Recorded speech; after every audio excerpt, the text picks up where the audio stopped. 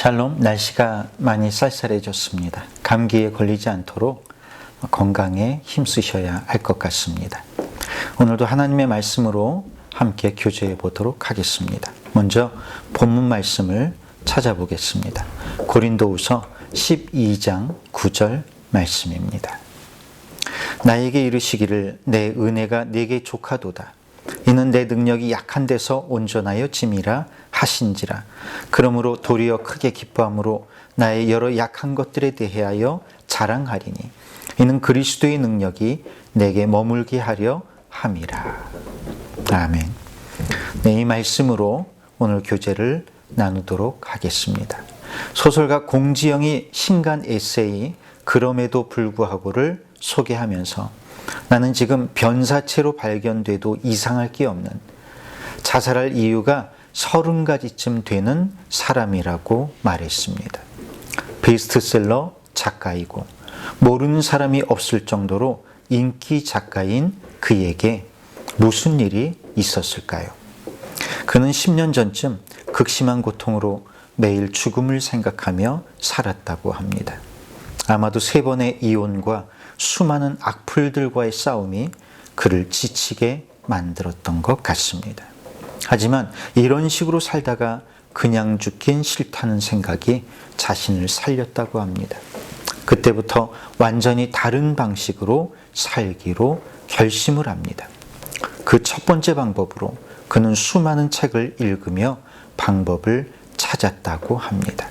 그런데 그 수많은 책들이 알려주는 가장 중요한 방법은 바로 자기를 사랑하는 것이었다고 하지요. 그래서 그때부터 매일 아무도 찾아주지 않아도 예쁜 옷을 차려입고 혼자 먹는 밥이라도 정성껏 차려 먹으면서 자기를 사랑하기 시작합니다. 그 다음에는 나쁜 영향을 끼치는 친구들은 만나지 않고 불평을 늘어놓는 친구의 전화는 받지 않았다고 합니다. 그래서 지금은 어떤 악플에도 흔들리지 않을 수 있는 힘을 얻었다고 합니다. 살아갈 용기가 필요한 분들은 공지영 작가의 신간 에세이 그럼에도 불구하고를 읽어보시는 것도 좋을 것 같습니다. 이 이야기를 들으면서 깨닫는 것이 있습니다. 힘을 빼야 할 때 빼는 것이 삶의 지혜라는 것입니다. 몸에 힘을 빼야 물에 뜰 수 있고 야구 선수도 어깨에 힘을 빼야 공을 칠 수 있습니다. 좋은 노래를 부르려면 목에서 힘을 빼야 하고 주먹 쥔 손에서 힘을 빼야 악수도 할 수 있습니다. 군주론을 쓴 마키아벨리는 태초에 힘이 있었다고 말합니다. 힘이 있어야 평화도 유지되고 자유도 있고 낭만도 있다는 것입니다. 그런데 힘이 그렇게 중요하지만 반대로 힘처럼 위험한 것도 없습니다.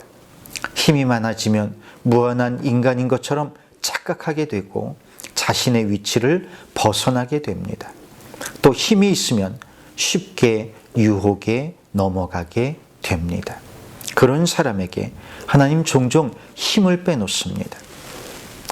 이것이 은혜입니다. 힘을 빼야 욕망의 구덩이에서 나와 사막을 건널 수 있습니다. 그리하여 힘을 주시는 것도 은혜요, 힘을 빼는 것도 하나님의 은혜입니다.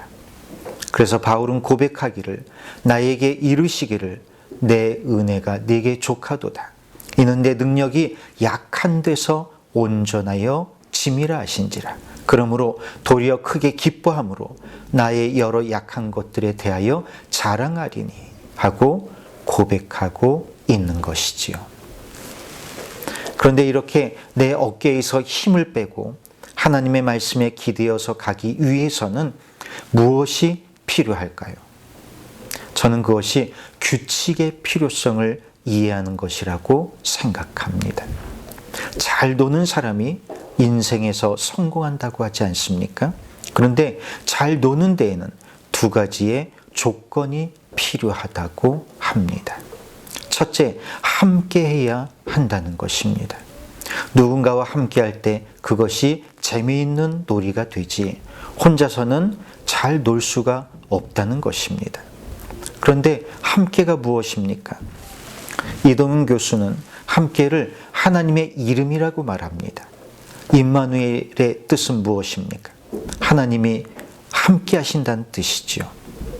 함께라는 말 속에 하나님이 우리를 창조하실 때 우리를 누군가와 함께하지 않으면 안 되는 존재로 만드셨다는 의미가 담겨져 있다는 것입니다. 그래서 잘 놀기 위해서는 함께 해야 합니다. 둘째는 규칙을 잘 지켜야 한다는 것입니다. 하나님이 인간에게 모든 것을 할 수 있게 하지 않으시고 규칙 안에서 놀도록 하셨습니다. 인간을 창조하시고 인간을 위해 에덴 동산, 즉 낙원을 만드셨지만 그 안에서 모든 것을 다 할 수 있는 것은 아니었습니다. 여러분, 낙원이란 규칙이 없는 것을 말하는 것이 아닙니다. 규칙이 없으면 어떻게 되지요? 오히려 지옥이 됩니다. 지옥을 한마디로 설명하라고 한다면 저는 규칙이 없는 곳이라고 말할 것 같습니다. 하나님께서 동산을 만드신 후에 그 안에 두 그루의 나무를 두셨습니다. 무엇과 무엇이지요? 네, 생명나무와 선악을 알게 하는 나무입니다. 그런데 이 두 나무의 본질은 완전히 반대되는 것입니다. 생명나무는 무엇을 주는 나무일까요? 네, 생명을 주는 나무입니다. 그러면 선악을 알게 하는 나무는 무엇을 주는 나무일까요? 놀랍게도 선악을 알게 하는 나무는 죽음을 주는 나무라는 것이지요. 하나님 그 나무에 대해 뭐라고 말씀하셨습니까? 이것을 내가 먹으면 정녕 죽게 되리라.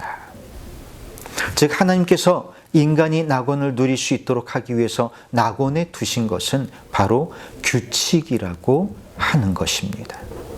마찬가지로 이스라엘 백성들이 가나안 땅에 들어가기 전에 하나님께서 그들에게 주시는 것은 다름 아닌 율법이었습니다.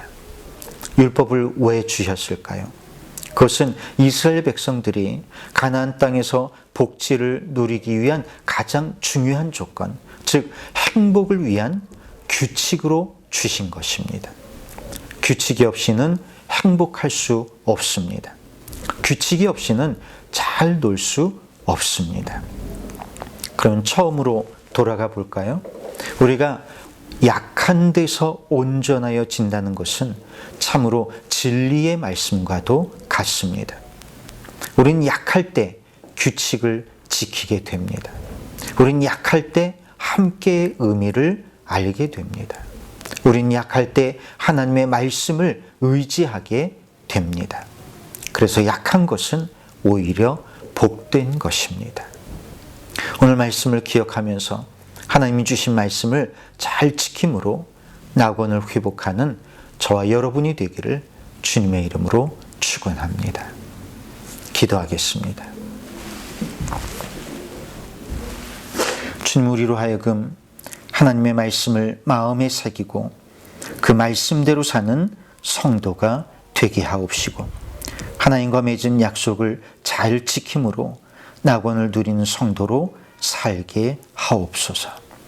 오늘도 우리를 넘어지게 하고 지치게 하는 수많은 환경 속에 있지만 우리 몸에서 힘을 빼고 주님 의지함으로 승리하는 성도 되도록 믿음 허락하여 주옵소서. 예수님의 이름으로 기도하옵나이다. 아멘. 네, 이상으로 10월 28일 수요기도회 말씀을 마치도록 하겠습니다. 한 주간 동안 더욱더 말씀 의지하시고 규칙이 있어야 더 행복하게 놀 수 있다는 사실을 기억하면서 하나님의 말씀을 날마다 묵상하시는 저와 여러분이 꼭 되기를 원합니다. 그럼 한 주간 동안 잘 지내시고 말씀이 좋으셨다면 좋아요 꼭 눌러주시기 바랍니다. 감사합니다.